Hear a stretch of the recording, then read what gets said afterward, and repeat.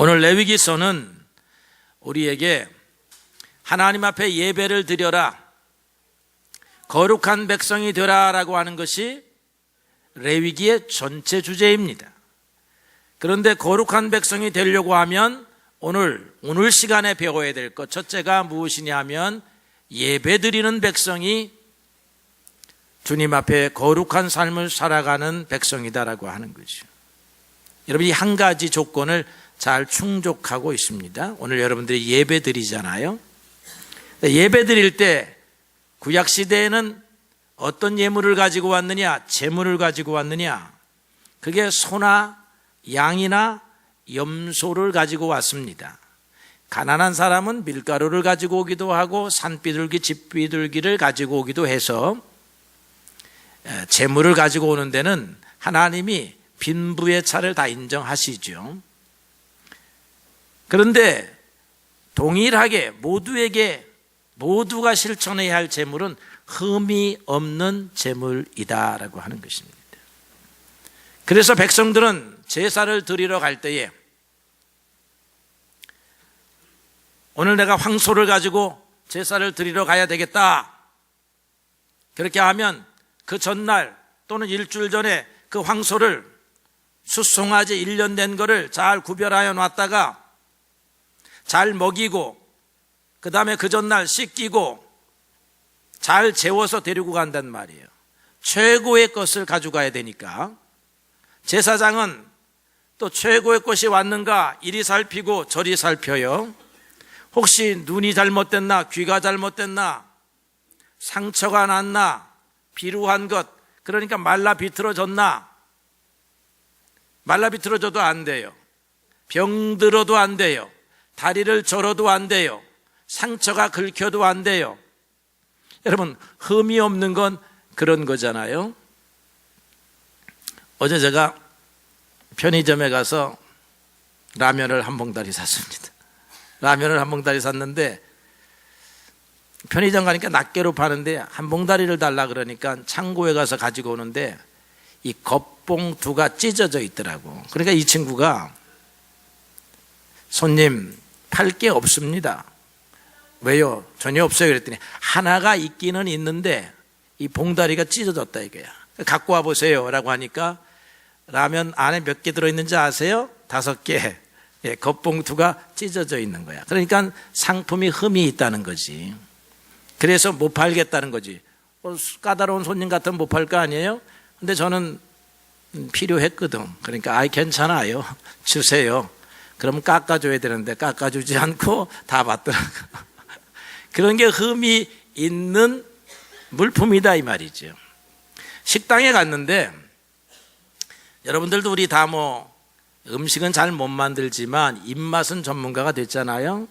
딱 보면 맛있는 집, 맛없는 집이 대체적으로 구분이 됩니다.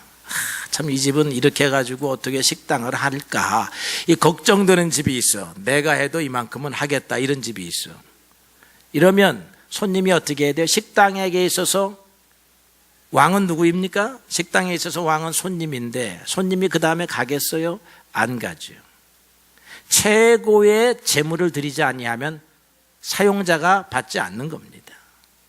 그런데 시장에 가서 감자 하나를 사더라도 제일 좋은 거, 햇거, 쌀 한 봉다리를 사더라도 좋은 거, 그 다음에 온갖 재료를 좋은 것을 만들고 반죽을 해서 밥을 안쳐가지고 신경을 써서 내가 우리 손님들에게 최고의 음식을 대접해야 되겠다라고 하면 소비자가 알아줍니까? 안 알아줍니까? 알아줍니다. 단순해요. 그런데 그렇게 장사하는 사람이 많지 않은 것이 오늘날의 현실입니다. 잠깐의 눈을 속이면 된다, 저 사람은 뜨내기다, 나그네다, 이렇게 생각하는데 절대로 그렇지 않잖아요. 우리가 임금님 앞에, 여러분, 임금님의 수라상에 올라가려고 하면 그 지역에서 최고로 좋은 것이어야 합니다.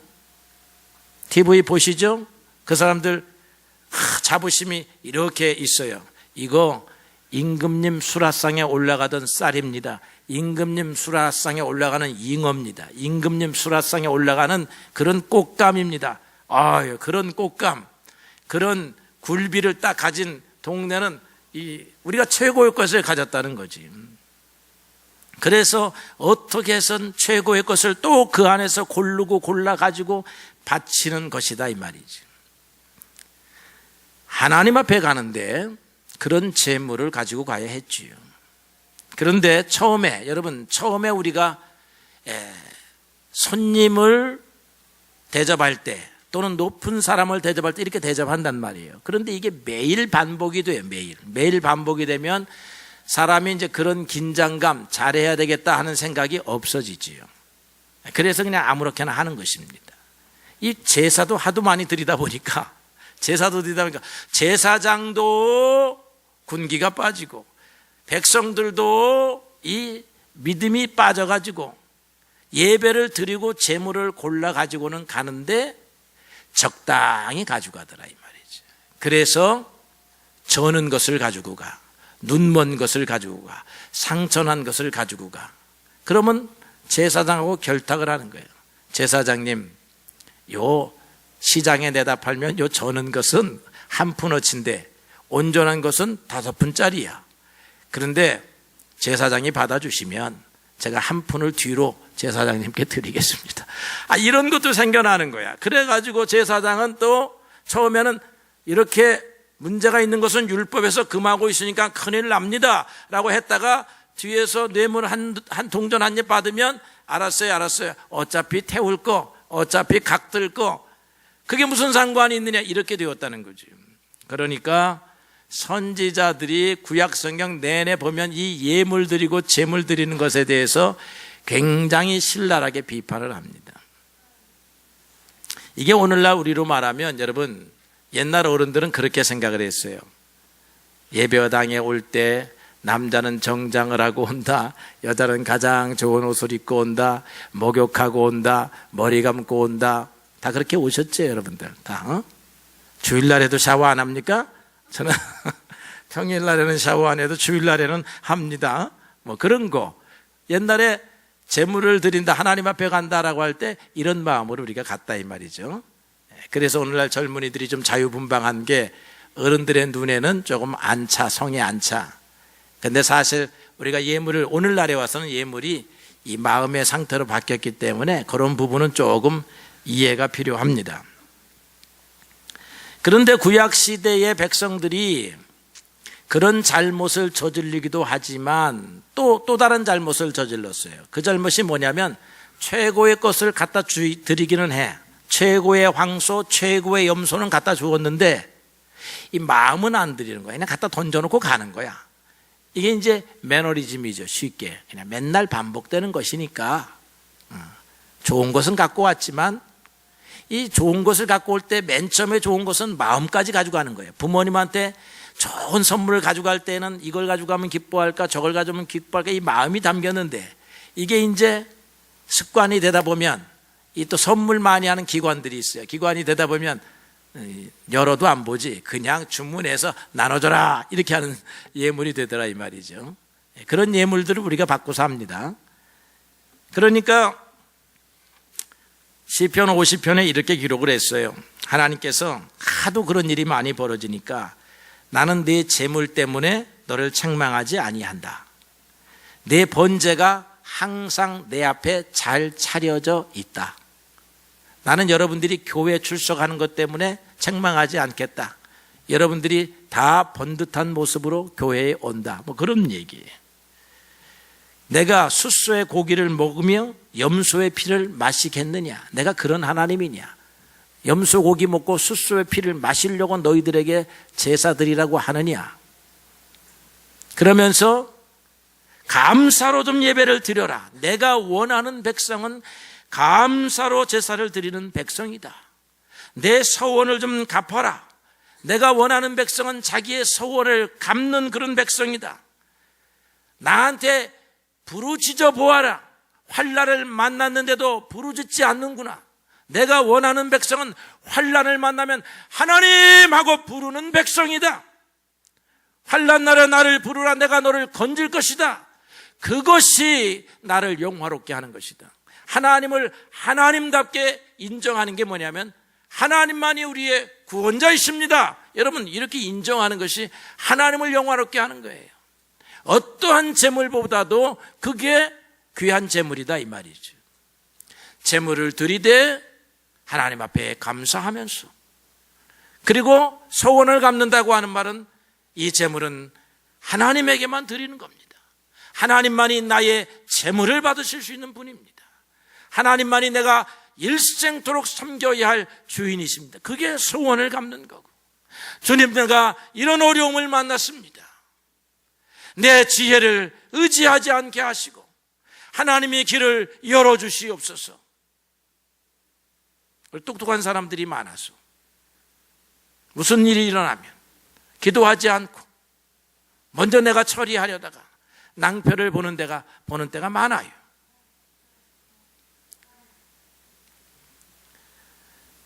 이사야는 이렇게 말을 했어요. 너희들이 악한 행실을 그렇게 하면서 하나님 앞에 좋은 재물을 가지고 오느냐? 그 재물은 헛된 재물이다. 헛된 재물이다. 이사야서 1장 13절에 아주 못을 박았습니다. 믿음이 수반되지 아니하는 재물, 삶이 수반되지 아니하는 재물은 헛되다. 헛되면 어떻게 돼요? 하나님이 안 받으시지. 하나님이 안 받으시면 어떤 일이 일어납니까? 하나님의 은혜를 안 주시는 거죠. 하나님의 은혜를 주시는지 안 주시는지도 모르면 할 수 없지만, 오늘 우리는 하나님의 은혜를 필요로 하는 사람이라고 하면 하나님이 기뻐하시는 재물을 드릴 줄 아는 사람이 되어야 할 것이다 라고 하는 것입니다. 그런데 인류 역사상 재물로 하자면 가장 유일한 재물이 하나 있어요. 그게 바로 예수님이에요. 우리가 아무리 잘해도 하나님이 봐주시지 아니하면 온전한 재물을 드릴 수가 없는데, 하나님이 유일하게 받으실 수 있는 재물 한 분이 바로 예수님이셨어요. 이솝 우화가 아니고 이솝의 얘기 가운데 이런 얘기가 전해 내려져 옵니다. 이솝이 노예소년이었어요. 한 번은 주인이 이솝에게 내가 이 목욕탕을 가야 되겠는데 가서 목욕탕 안을 좀 들여다보고 사람이 얼마나 있느냐 좀 알아봐 갖고 오너라. 한가한 시간에 주인이 목욕탕에 가고 싶었던 것 같아요. 이솝이 목욕탕 앞을 갔는데 이 목욕탕 앞에 들어가는 입구에 이 뾰족한 돌이 땅바닥에 이렇게 박혀 있는 거예요. 그래서 사람들이 열이면 열 다 그걸 부딪히고 가더라 이 말이에요. 근데 모두가 부딪히고 가면서 뭐라고 말을 하면 어떤 놈이 여기다가 돌을 박아놔 가지고 이 어르신이 가는데 이렇게 불편하게 하느냐, 이렇게 불평을 하지 그 돌을 안 뽑아내더라는 거예요.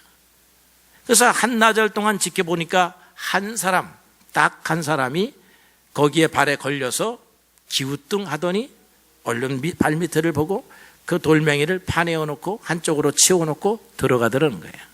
그래서 이솝이 주인한테 갔어요. 목욕탕 안에 들어가 보지도 않고. 그래, 목욕탕 안에 사람이 얼마나 있더냐? 딱 한 명 있습니다. 딱 한 명. 이해가 됩니까? 사람 같은 사람 딱 한 명 있습니다. 그 주인이 목욕탕에 갔는지 안 갔는지는 이야기가 끝났어요, 여기서. 여러분, 딱 한 사람이 중요한 거야. 하나님이 받으실 만한 재물은 딱 한 사람이 있어요. 옛날에 자기 맏아들을 드리면 받을까? 그 마을에서 최고로 선남선녀를 드리면 받을까? 그렇게 해서 인신 제사들을 많이 했습니다. 우리 심청전을 보게 되면 심청이가 어떻게 돼요? 용왕에게 제물로 떨어집니다. 그래야 바다에 파도가 노하지 아니하고 고기가 많이 잡힐 거라고 생각을 했어요. 심청이 같은 제물은 어때요? 제물답잖아요. 잘 골랐어요.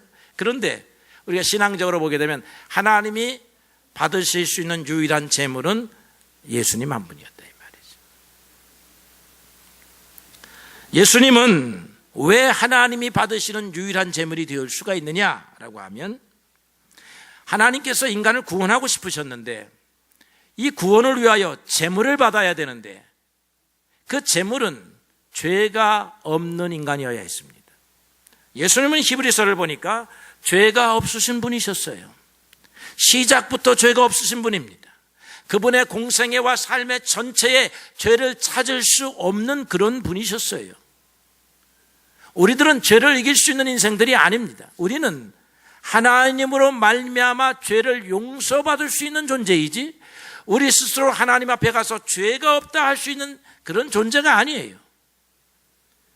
흠없는 재물, 인간에게서 재물을 찾는다면 죄가 없어야 되는데 죄 없는 인생은 없어요. 오직 죄 없는 흠없는 재물은 예수님이었습니다.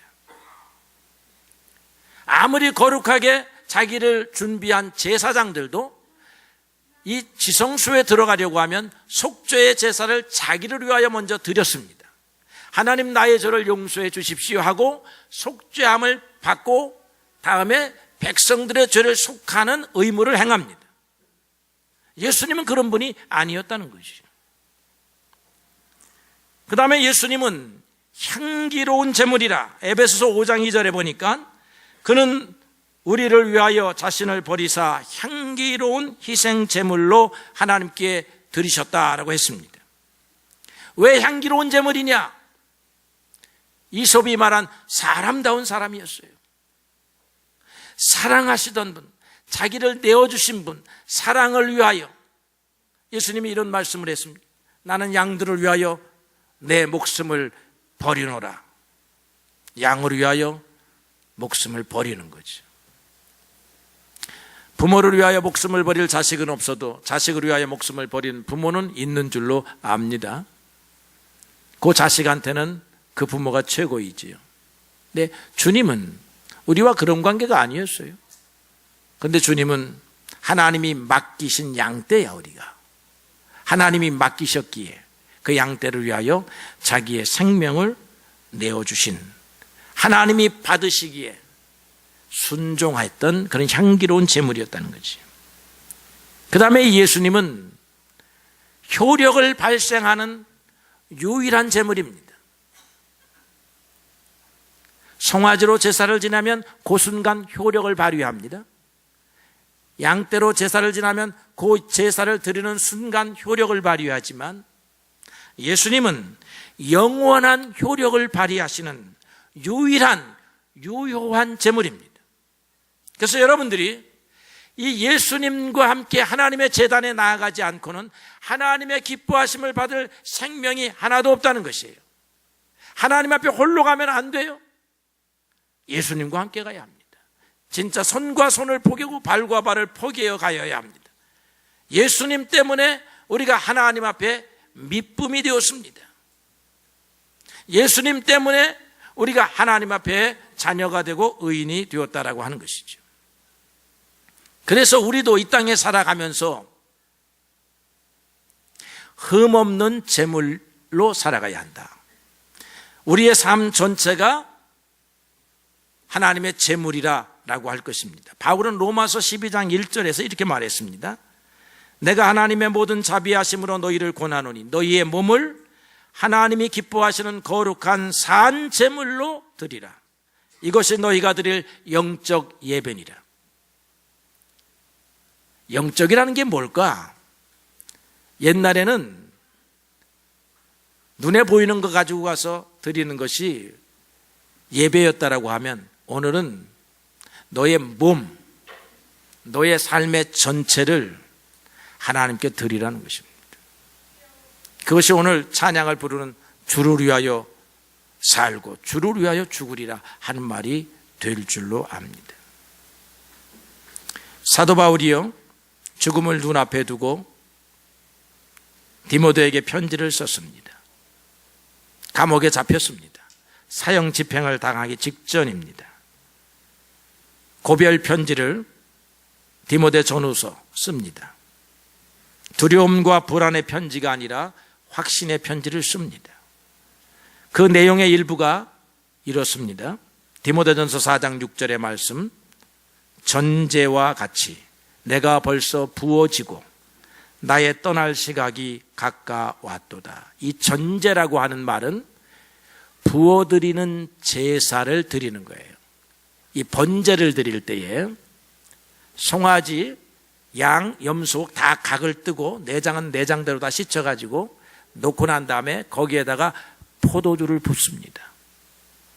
그 포도주를 붓는 게 전제의 제사예요. 어떤 때 포도주를 부어요? 사도 바울은 자기의 생명이 마치 하나님의 제단의 제물 위에 부어주는 포도주와 같은 것이라 생각을 했습니다. 사형수가 나는 하나님의 제단 위에 부어지는 전제로 드려지는 그러한 포도주와 같습니다 라고 고백을 한 것입니다. 여러분, 우리의 삶이 그런 거예요. 우리는 주님의 영광을 위하여 드려질 제물들입니다.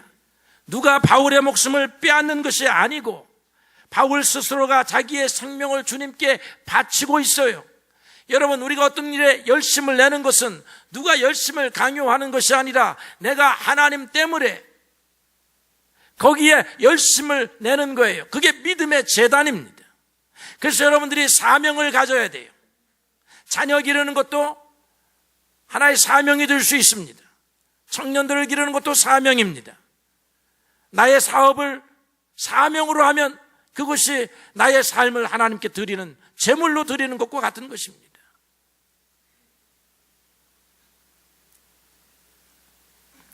어떤 초등학교 미술 시간에 이런 일이 있었습니다. 어린아이들을 데리고 엄마의 얼굴을 그려라. 그랬더니 엄마의 얼굴을 잘 그리는 애들도 있겠지요. 그런데 문제가 있는 아이들이 몇 명 있었어요.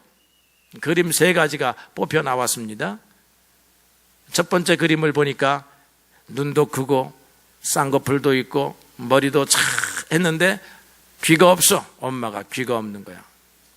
그 이상한 그림이네. 애가 왜 귀를 놓쳤을까? 그래서 물어봤어요. 야, 왜 엄마 귀를 안 그렸냐? 엄마가 머리에다가 귀를 감추어가지고 안 그렸냐 그랬더니 그 아이가 하는 말이 엄마는 나하고 얘기할 시간이 없어요. 내 말을 들어줄 시간이 없어요. 내가 엄마 그러면 시끄러 됐어 가서 공부해 그 말밖에 하지 않아요. 어린아이가 그랬다는 것입니다. 또 어떤 아이는 손을 크게 그렸어. 얼굴은 요만한데 얼굴보다 큰 손을 그린 거야. 심리학자들이 분석해 보니까 이 엄마는 손이 큰 엄마가 때리는 엄마다. 때리는 엄마. 쉽게 찰싹찰싹 때리는 엄마. 무서워하는 거예요. 또 어떤 엄마는 입이 절반이야. 어떤 엄마인지 알겠어요? 이거 엄마 역할이 조금 문제가 있잖아요. 하나님이 엄마의 역할을 맡겼다라고 하면 제대로 못하고 있는 거죠. 구약시대에 하나님께 바치는 제물이 흠이 없어야 했지요. 오늘 우리는 우리의 삶 자체가 하나님께 바쳐지고 드려져야 할 제물입니다. 흠과 점과 티가 있으면 제물로 안 받아요. 그렇게 인생을 살아서는 좋은 제물이 될 수가 없습니다. 예수님께서 우리를 십자가에서 죽음으로 건지신 것은 우리로 하여금 골로새서 1장 22절 말씀 흠없는 사람으로 세우고자 하심이라. 흠없는 사람으로 세우고자 하심이라. 하나님이 기뻐할 만한 사람으로 세우고자 하심이라. 우리가 부모의 역할도 하나님이 맡기신 일이면 흠이 없어야 해요. 성도의 역할도 우리가 하나님께서 맡기신 거라고 하면 흠이 좀 없어야 합니다. 시민의 역할도 우리는 하나님께 맡은 거예요. 국가가 말하는 게 아니야. 대통령이 말해서 시민의 역할을 하는 게 아닙니다. 공원지기가 말해가지고 공원에 가서 시민의 역할을 하는 게 아니라 하나님께서 맡기신 것이 시민의 역할이야. 바른 시민의 역할, 바른 성도의 역할, 바른 부모의 역할, 바른 상사의 역할, 바른 목사의 역할 다 하나님께서 맡기셨다 이거예요. 물론 해도 흠을 감출 수 없는 게 우리의 인생이지만 그러나 흠 있는 인생을 드리지 않으려고 우리가 애써야 되겠다 이 말이죠. 하나님 나의 인생이 하나님께서 맡겨주신 인생이 하나님이 눈살을 찌푸리는 그런 인생, 그런 삶을 살아서 내 재단에 와봐야 내가 귀를 열 수가 없고 내가 손을 내밀 수가 없는 인생이다 하는 인생들이 되어서는 아니 되겠다 이 말이에요. 하나님의 복을 받으려고 하면 좋은 재물이 되어야 합니다. 좋은 재물이 되어야 하나님이 그 재물을 받으시고 복을 주실 것인데 사도 바울은 너의 몸으로 하나님께 제사를 드리라 그랬다 이 말이죠. 우리의 마음에서 우러나오는 믿음이 필요하고 우리의 마음에서 우러나오는 그런 행실이 필요하다는 것입니다. 레위기는 소를 잡고 양을 잡아서 드릴 필요가 없게 되어서 없어져야 할 책이 아니라 우리가 어떻게 하나님이 기뻐하시는 제사를 드릴 수 있느냐 하는 것에 있어서는 우리에게 오늘도 영적인 책이요 중요한 책인 것입니다. 예수님은 양들을 위하여 목숨을 바치셨습니다. 우리는 무엇을 위하여 목숨을 바쳐야 할 것인가? 여러분, 무엇을 위하여 살 것인가가 무엇을 위하여 목숨을 바쳐야 할 것인가와 동일한 거예요. 살려고만 하지 말고 바치려고 해야 합니다. 그래야 사는 길이 나오는 것입니다. 우리는 하나님 앞에 드려져야 할 제물이에요. 제물은 온전히 하나님께 넘겨드리는 것이 제물입니다. 여러분의 삶이, 또 여기서 절충안이 나와, 절충안이. 또 너무 어려우니까 여러분 오늘의 나의 모습을 생각해보고 내가 과연 하나님이 기뻐하실 만한 제물로서의 역할을 하고 있는가 해서 한 걸음씩 갑시다. 조금 더 하나님과 가까이 갑시다. 하나님이 기뻐할 만한 사람의 삶으로 갑시다. 믿음에 있어서도 그렇고 행실에 있어서도 그렇고 부부관계에 있어서도 그렇고 성도관계에 있어서도 그렇고 그런 관계로 한 걸음 나아가다 보면 어떻게 해요? 산 정상 위에 오르는 것이요 목표에 오르게 될 줄로 믿습니다. 하나님이 여러분들의 삶을 받으시기를 주님의 이름으로 축복합니다.